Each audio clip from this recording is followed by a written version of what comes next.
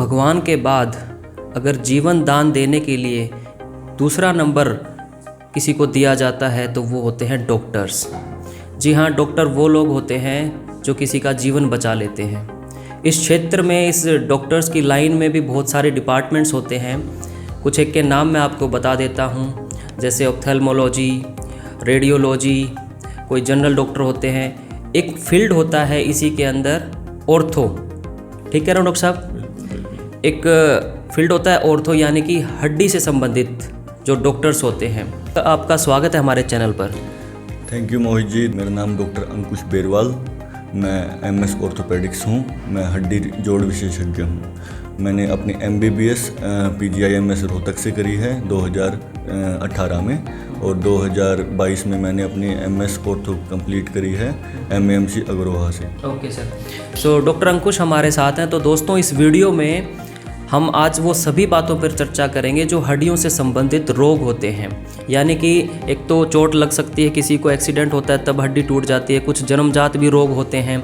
तो उन सभी बातों पे हमारी कोशिश रहेगी कोई सवाल हमसे छूटे ना, और एक क्वेश्चन आंसर राउंड करेंगे हम सर के साथ, और सर से उनकी डेप्थ में जाएंगे, पूरे जो है जानकारी लेंगे। कोशिश करेंगे कि हर बात, कोई भी बात बाकी न रहे। जो आप व्यूवर्स इस वीडियो को देख रहे हैं, आप अंत तक इस वीडियो को देखिए और ज़्यादा से ज़्यादा नॉलेज गेन कीजिए। और डॉक्टर साहब की सेवाएं जो यहाँ पर लगातार ये दे रहे हैं, आइए आपका भी यहाँ पर। और चलिए शुरू करते हैं, डॉक्टर साहब से पूछते हैं। डॉक्टर साहब, शुरुआत में मैं पूछना चाहता हूँ कि जो ये फील्ड होती है मेडिकल लाइन में, इस फील्ड से संबंधित रोगी जो होते हैं वो किस किस प्रकार के रोगी होते हैं?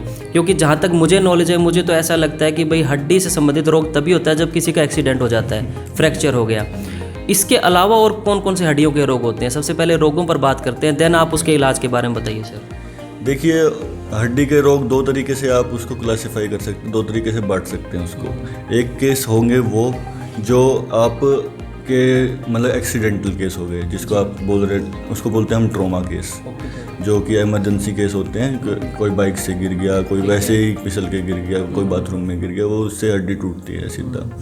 दूसरे केस होते हैं बच्चों के केस, जो जन्म से किसी के पैर टेढ़े, किसी का हाथ टेढ़ा है, किसी का गर्दन छोटी है, किसी का, इस टाइप से केस होते हैं। तीसरे केस होते हैं किसी का ऑपरेशन हो गया, उसके बाद उसको राद पड़ गई है, रोड डाली है, प्लेट डाली, उसमें राद पड़ गई है, इस टाइप के केस होते हैं। चौथे केस होते हैं किसी के गोडे, मतलब माता जी हैं, थोड़ी ओल्ड एज हो चुकी हैं, थोड़ा बुढ़ापा की वजह से उनका ग्रीस जिसे बोलते हैं, थोड़े गोडे घिस जाते हैं, गोडे घिस जाते हैं, कूल्हे घिस जाते हैं, तो वो केस होते हैं। उनको ऑस्टियोआर्थराइटिस बोलते हैं, वो केस।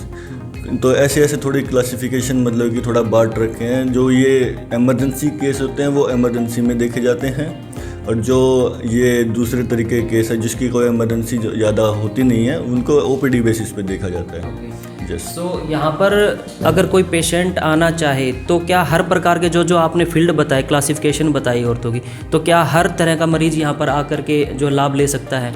बिल्कुल बिल्कुल, हर तरीके का, चाहे वो कोई फ्रैक्चर हो, ट्रॉमा का केस हो, या कोई भाई किसी का रात पड़ी हो, या कोई बच्चा हो उसके पैर टेढ़े हों, किसी को कंसल्टेशन चाहिए, किसी को इलाज चाहिए, या कोई किसी के गोडे ख़राब हो रखे हैं, किसी का कूल्हा ख़राब हो रखा है, कुछ और कंधे में दिक्कत है, या फिर कोई खिलाड़ी है, स्पोर्ट्समैन है, स्पोर्ट्स इंजरी हो गई उसको, उसका गोडा मुड़ गया, या उसका घुटना मुड़ गया, या क्या नाम है, शोल्डर में इसको दिक्कत है, तो सब तरीके के उसको इलाज यहाँ पे संभव है और होते भी हैं। तो यहाँ पर सर हर प्रकार का हड्डियों का बड़े से बड़ा ऑपरेशन भी यहाँ पर सक्सेसफुली आज की डेट में हो सकता है? बिल्कुल बिल्कुल, बड़े से बड़ा ऑपरेशन हमारे क्या होता है, नी रिप्लेसमेंट, हिप रिप्लेसमेंट, हाँ, घुटने से संबंधित ये रिप्लेसमेंट बड़े से बड़ा ऑपरेशन माना जाता है। ये असफल तरीके से होता है।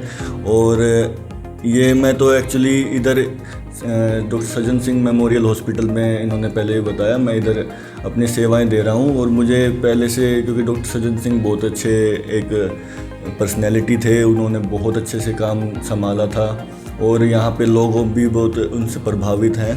तो मुझे उनका काम करने की शैली, काम करने का तरीका बहुत पसंद था, तो मैंने इनको इधर ज्वाइन किया।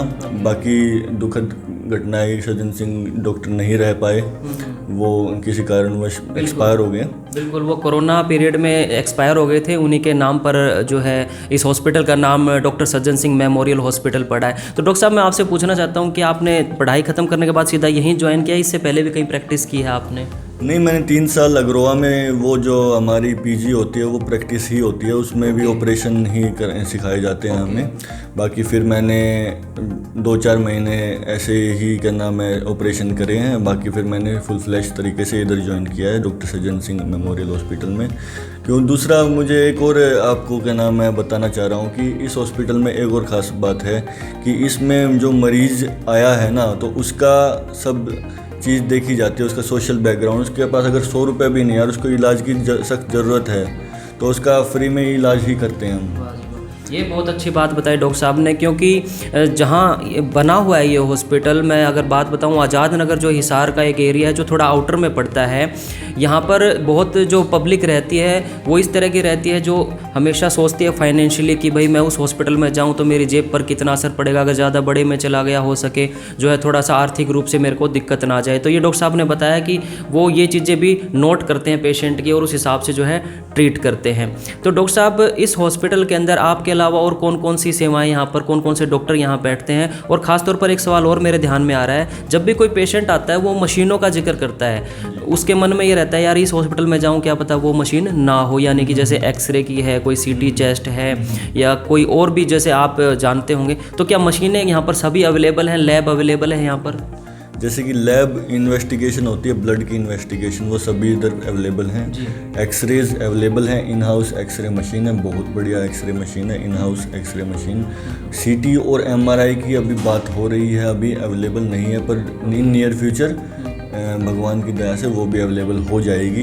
बाकी ये है कि इधर गायनी के डॉक्टर हैं, मैं ऑर्थोपेडिक सर्जन हो गया, एमडी मेडिसिन है इधर। तो दोस्तों, कुछ और सवाल मेरे मन में आ रहे हैं, वो भी डॉक्टर साहब से ले लेते हैं।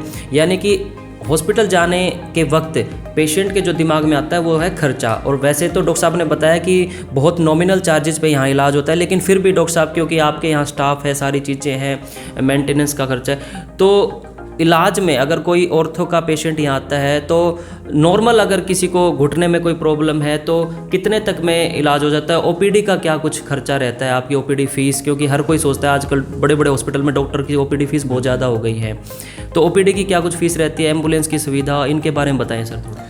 अपने हॉस्पिटल में ओपीडी फीस मैं बिल्कुल जीरो रखता हूँ, जीरो मतलब नॉमिनल भी नहीं रखता, जीरो रखता हूँ। क्योंकि मरीज़ दिखाने आया है, मरीज़ को दिक्कत है तो मरीज़ का पहले इलाज होना चाहिए। मरीज़ अगर आपको दुआएं देता है ना, वो बेटर है। 1% भी मरीज़ ठीक हो जाता है ना, उससे अच्छी बात ही नहीं होती कुछ। तो मैं मरीज़ का 1 भी रुपये नहीं लेता, ओपीडी बेसिस पे बिल्कुल जीरो।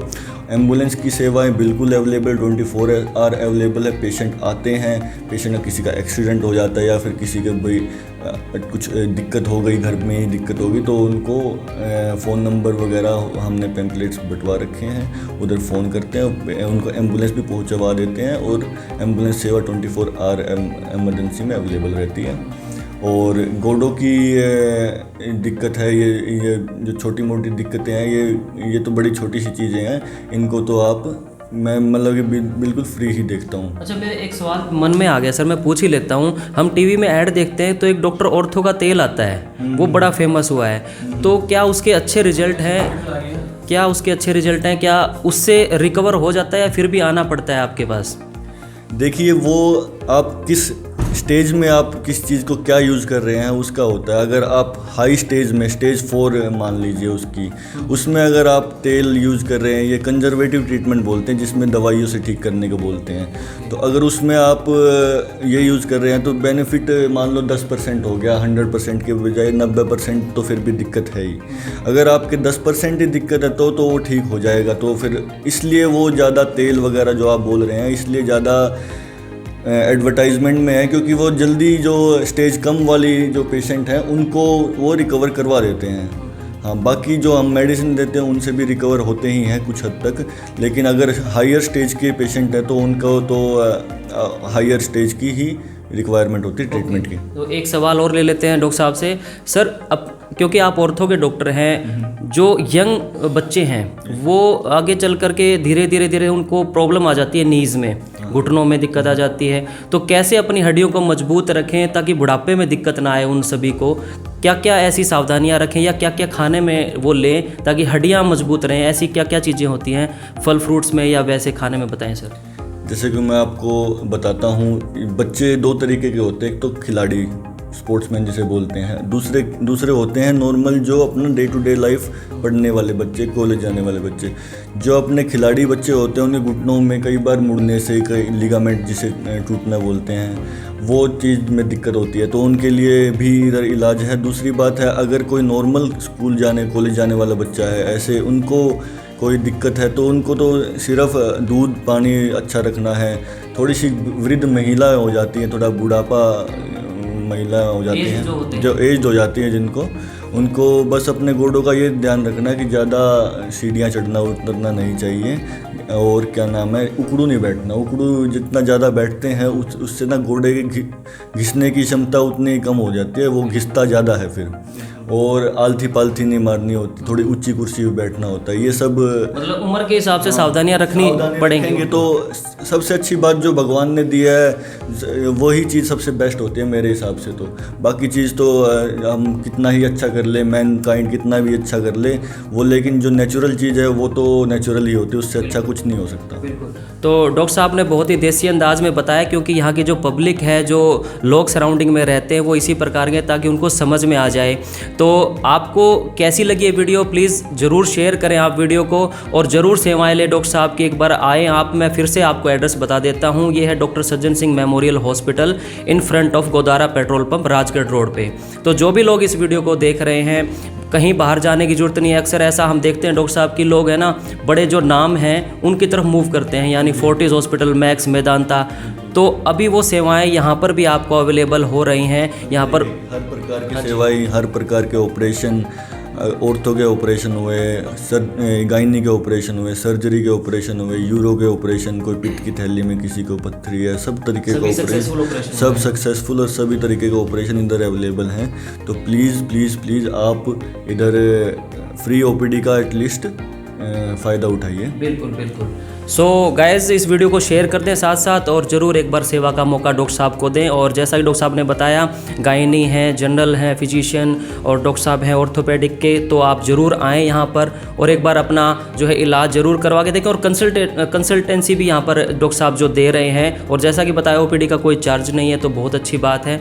सो ज़रूर एक बार आप यहाँ पर आएँ, इस वीडियो को लाइक कर दें और चैनल को फॉलो कर दें। मैं मोहित कुमार आपसे लेता हूँ इजाज़त। बहुत बहुत धन्यवाद। Thank you.